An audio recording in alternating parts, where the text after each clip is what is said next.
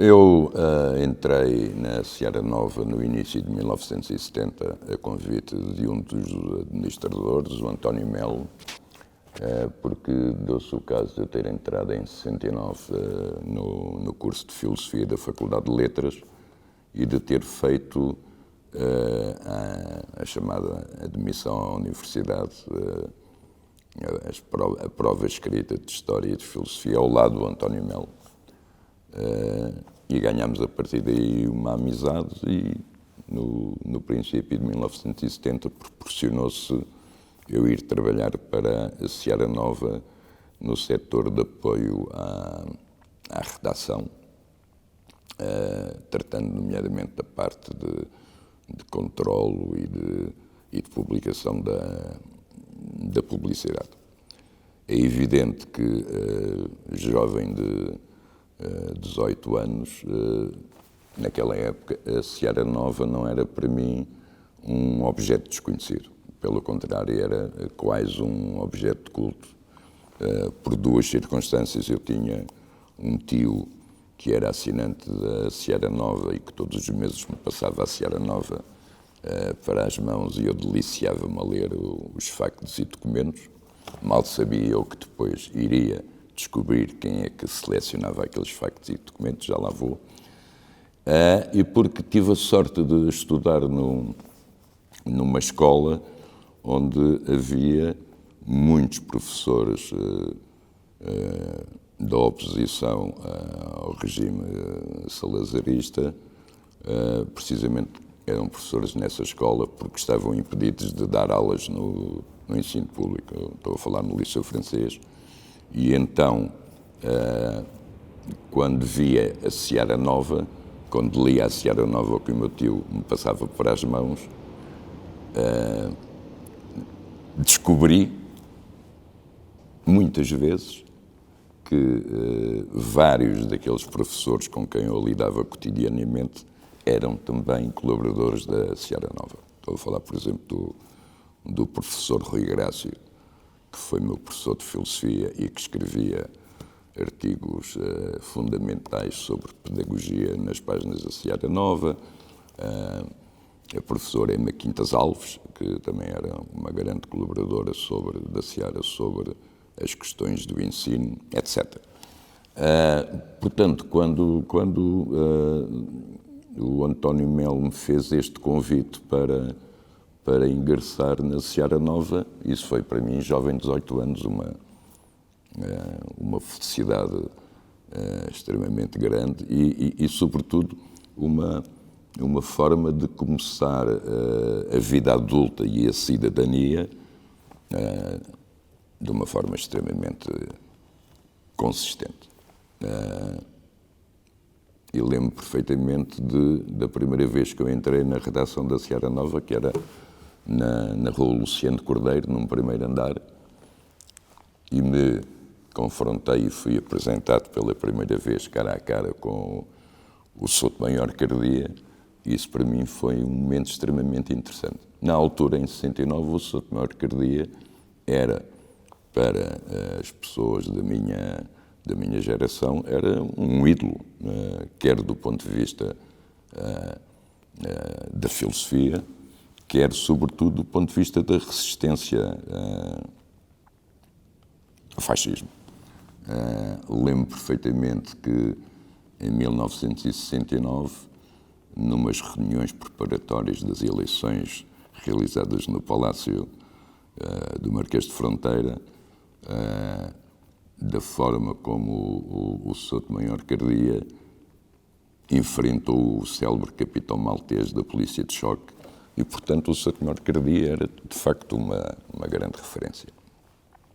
Então, assim foi. Durante 2 anos tive o privilégio de contatar com o Souto-Maior Cardia, que era, digamos, o responsável pela parte doutrinária e de material de fundo da revista, de contatar com o Fernando Correia, que era o responsável pela parte mais jornalística, e com o Mário Ventura Henriques, que era o responsável pela parte produtiva da revista, ou seja, que fazia a ligação entre a redação e depois a impressão da revista, e com o qual eu trabalhava muito todos os meses quando íamos fazer a revista na tipografia Casa Portuguesa.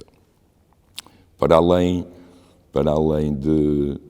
da redação, havia a parte administrativa, onde trabalhavam cerca de 15 pessoas, sob a batuta de uma alma extraordinária da revista, que era o Sr. Ricardo. Eu ainda hoje continuo a referir-me a ele como o Sr. Ricardo, e digamos que aquilo era a alma de sobrevivência da ceareira, porque era nessa parte administrativa que ficava sediada numa paralela ao Luciano Cordeiro, chamado Bernardo de Lima, onde estavam os fecheiros dos milhares e milhares de assinantes que a revista tinha.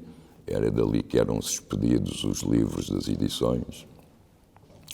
Entretanto, outra circunstância extremamente interessante foi, também reencontrei nesta minha permanência da Seara Nova o António Reis, que eu tinha encontrado em 69 no curso de Filosofia, e em 1970 tínhamos feito uma tentativa de renascimento do Grupo Teatro da Faculdade de Letras.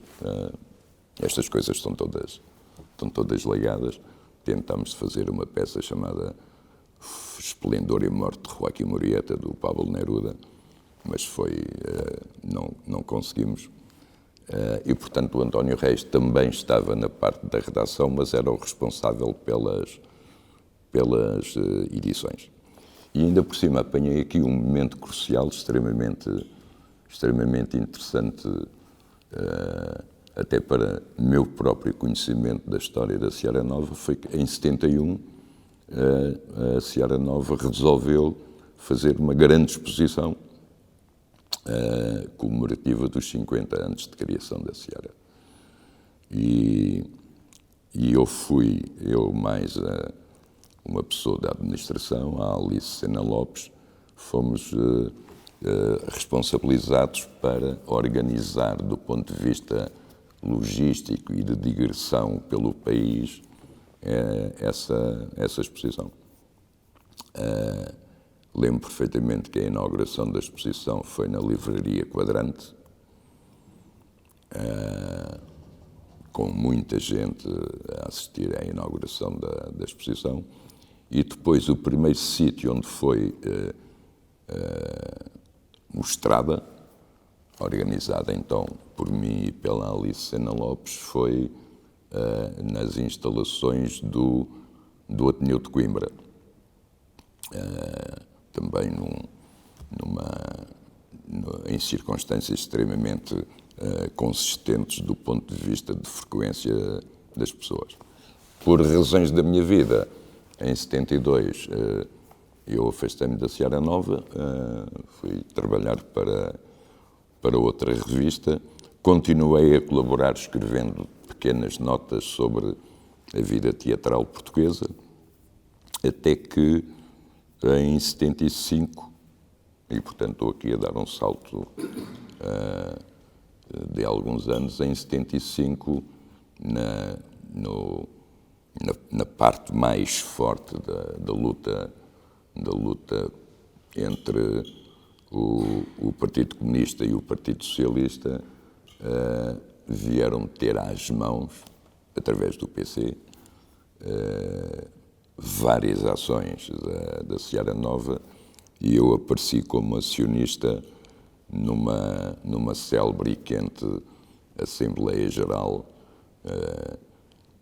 da Seara, onde o confronto ideológico entre as duas partes, entre os simpatizantes do PC e do PS, foi extremamente dura e violenta. A minha presença, ainda jovem, de 23, 24 anos, nessa Assembleia Geral, provocou algum espanto, nomeadamente no António Reis e no Sr. Tomé Arcadia. Eu devo muito a estes 2 anos que eu trabalhei na redação da Seara, porque isso permitiu-me conhecer um lote de pessoas cuja obra e cuja personalidade constituíram para mim e ainda hoje constituem referências. A redação da Seara Nova às vezes também funcionava, e isso era extremamente interessante, como uma espécie de tertúlia. Ou seja, vários colaboradores apareciam lá, às vezes apenas só para falar e trocar impressões, e eu não posso deixar de referir alguns deles. Estou a tentar fazer um exercício de memória, mas lembro perfeitamente do António Borges Coelho.